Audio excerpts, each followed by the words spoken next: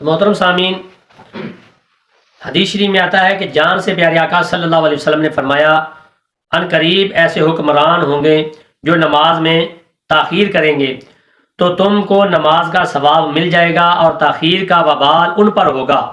جو اس کی وجہ بنیں گے۔ حدیث میں آتا ہے تم ایسے لوگوں کو پاؤ گے جو نماز فوت کر کے غلط وقت میں ادا کریں گے جان بوجھ کر، اور جیسے مردہ جسم اگر تم ان کا زمانہ پاؤ تو اپنی نماز وقت پر گھر میں پڑھ لینا اور ان کے ساتھ تمہاری نماز نفل ہوگی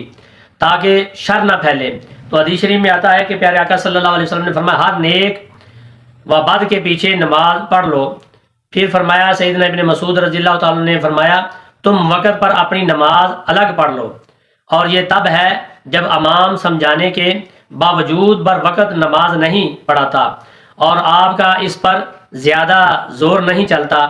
تو سلف الصالحین کی ایک جماعت کا اس پر امر رہا۔ ظالم حکمرانوں کے زمانے میں ان کے ظلم سے بچنے کے لیے سیدنا ابن عمر رضی اللہ تعالیٰ نے زمانہ حجاج بن یوسف ثقفی میں سیدنا